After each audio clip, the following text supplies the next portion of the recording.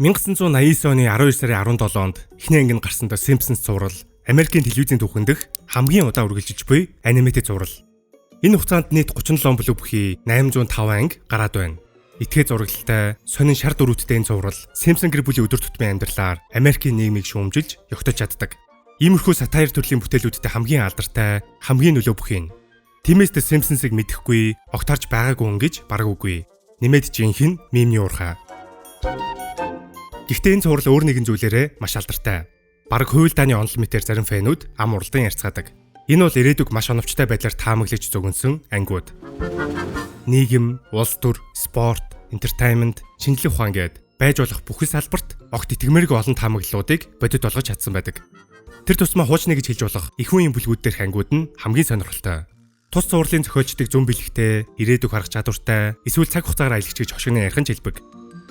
Яг баттай нарийн тоо гэж байхгүйж The Simpsons зурвал нийт 30-аас 50 удаа том хэмжээний таамаглалыг бодиттой болгосон гэдэг. Star Trek, Black Mirror, South Park, Futurama гэх мэт өөр олон зурвал ирээдүг таамаглаж зарим нь амжилттай биелэлээ олсон байдаг ч The Simpsons-ийн амжилтын хажууд эдгээр нь юу ч биш.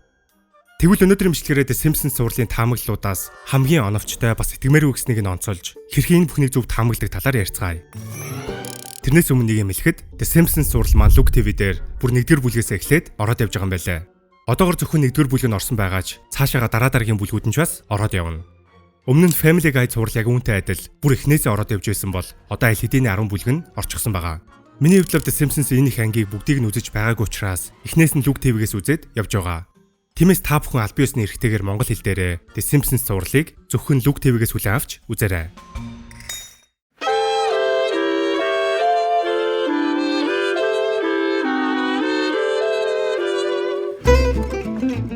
Тэгэхээр товчхондоо бол The Simpsons зурлалын зохиолч зүүн бэлэгтэн эсвэл цаг хугацаагаар аялагчид огт биш. The writers are not prophets. What I propose is happening is that you have creative writers making absurd but educated predictions about the future based on current technology, trends, history. This is the same thing that science fiction writers have done forever. Ямар нэг AI bullshit байхгүй, ердөөл хүний тархинаас гарсан бүтээл сэтгэлгээний л үр дүн. Мэдээж 37 жилийн түүхэнд маш олон зохиолч уран бүтээлчид солигдсон. Тиймээс зөвхөн тэр зохиолч гэж онцож ярих нь өрөөсгөл. Гэхдээ зурлыг анх бүтээсэн Matt Groening болон James L. Brooks гэх хүмүүс үүнд хамгийн чухал нөлөөтэй. Энэ хүмүүс сурал ямар харагдах анхны скетчээс эхлээд агуулга уур амьсгал гээд бүх зүйлийг нь бүтээсэн. Тэдний бүтээсэн зүйл одоо хүртэл үргэлжилж, түүнээс нь үлгэр жишээ авсан дараагийн бүтээлүүд төрөн гарсаар байгаа юм. Matt Groening-ийн хувьд The Simpsons-ыг бүтээсний дараа sci-fi бүтээлийн судалгаа хийж 1997 онд алдарт Futurama зурлалынхаа хөгжүүлэлтийг эхлүүлсэн. Үүнээс 2 жилийн дараа буюу 1999 онд Futurama зурлалын эхний анги гарч байсан түүхтэй. Харин хамгийн сүүлд Netflix-тэй хамтран Disenchantment зурлаа хийсэн бөгөөд гол зорилго нь The Simpsons-ийг харуулж чадахгүй фэнтези ертөнцийг амьлуулах байсан. Ингээд Matt Groening-ийн агуу тулцсан бүтээж тарихтай хүн The Simpsons гэх орчин үеийн нийгмийн тухай sitcom, ирээдүйд өрнөх шинжлэх ухааны зүгнэлт Futurama, дундад зууны үеийн фэнтези Disenchantment гэх 3 өөр жанрын зурлалыг бүтээсэн юм. Тэгвэл The Simpsons зурвал дээр шинжлэх ухаан, улс төр, entertainment гэсэн 3 өөр салбар дээр хийсэн хамгийн итгэмээргүй таамаглалыг жишээ авцгаая. Цөмийн физикт бурхны бөм гэдэг Хиггс бозоныг 1964 онд Питер Хиггс болон бусад 5 физикчид анх таамаглаж тодорхойлсныг 2012 оны 7 сарын 4-нд CERN буюу Швейцарын цөмийн уртцуурын олон улсын эрдэмтдийн багийнхан баталсан. Шинжлэх ухаан цөмийн физикийн талаар би ямар мэдэх биш, яг ямар учиртай гэдгийг нь дэлгэрүүлж чадахгүй. Гэхдээ гиж ивэ сувг дээр үүний талаар маш гоё бичлэг байд юм байна лээ. Тэгвэл зурлалын 10 дугаар бүлгийн 2 дугаар анги The Wizard of Evergreen Terrace дээр Homer Simpson яг 100% зөв бичгэлээ. Маш ойролцоо байдлаар Higgs бозооны массыг таамагласан математикийн томьёог самбар дээр бичдэг. Гэхдээ хамгийн сонирхолтой нь энэ анги 1998 онд цацагдсан. Өөрөөр бол CERN эрдэмтэд жинхэнэ томьёог олж бурхны бөмбөгийг батлахаас 14 жилийн өмнө гэсэн үг. Арай л амар байгаа сте.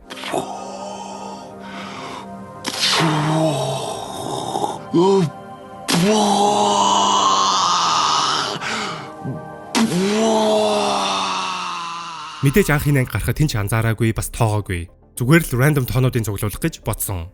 Гэвч бурхны бөмбөгийг баталсны дараа фэнүүд жинхэнэ гайхаж уцорсон. Үүнээс болоод The Simpsons-ийн зохиолчид математикчдын биш үү гэж фэнүүд ярьцгааж эхэлсэн. Тэгвэл энэ ангийг John Swartzwelder гэдэг зохиолч бичсэн байдаг. Дан ганц энэ ангиас гадна өөр өчнөө алдартай ангийн зохиолагч бас бичсэн хүн. Харин энэ ангийг хийж байхад продюсерууд Хомрын бичих томьёог аль болох жинхэнэ байлгахыг хүссэн гэдэг. Тиймээс сурлын өөр нэгэн зохиолч Дэвид X Кохэн гэж хүн Массачусетсийн технологийн хүрээлэнтэй холбогдсон тус томьёог гаргуулan авсан. Тэгвэл продюсерууд Дэвид X Кохнийг үүнд оролцуулсан нь учиртай. Тэр хэдийгээр дэлгэцийн бүтээлийн зохиолч ч гэлээ, физикийн бакалавр, компьютер сайенсийн магистрийн зэрэгтэй нэгэн. Тиймээс зүгээр нэг зохиолч огт биш.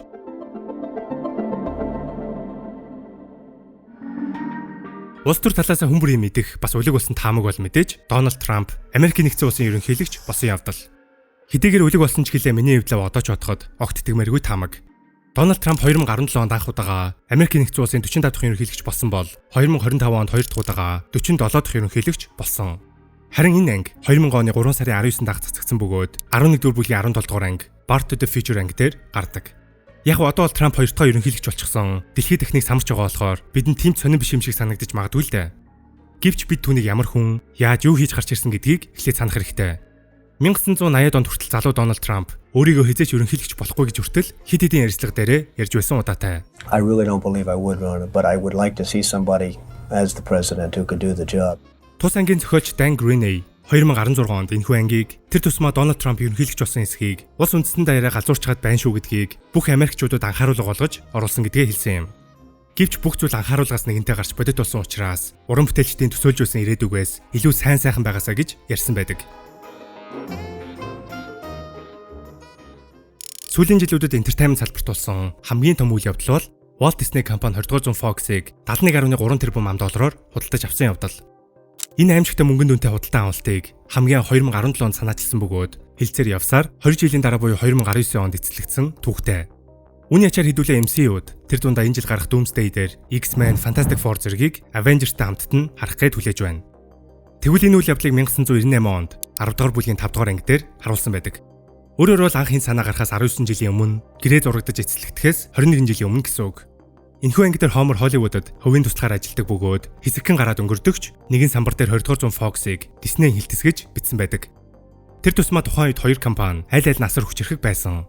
Тиймээс нэг нь нөгөөхөө худалдаж авна гэж хэн санахгүй. Энэ бүх оновчтой таамаг бол ердөөл цөөн хэсэг нь.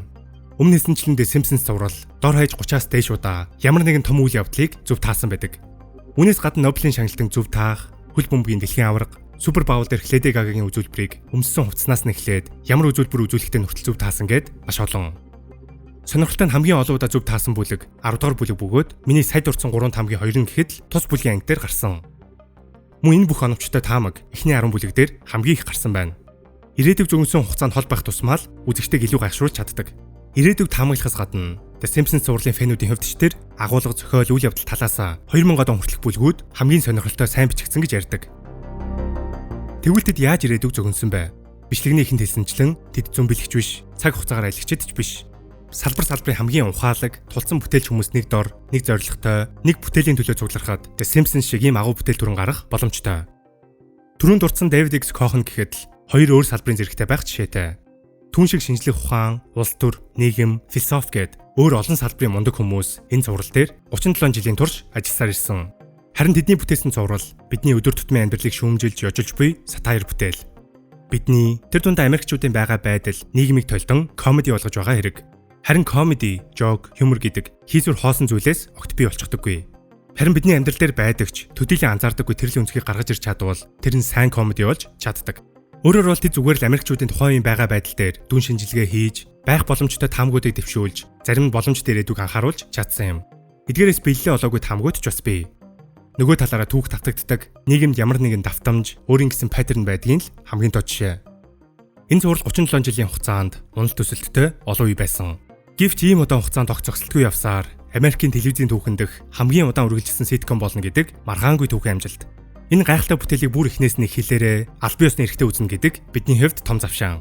Тиймээс та бүхэндээ Simpsons зурлаа зөвхөн Look TV-гээс хүлээн авч үзээрэй. Дараагийн бичлэгээр уулзцгаая.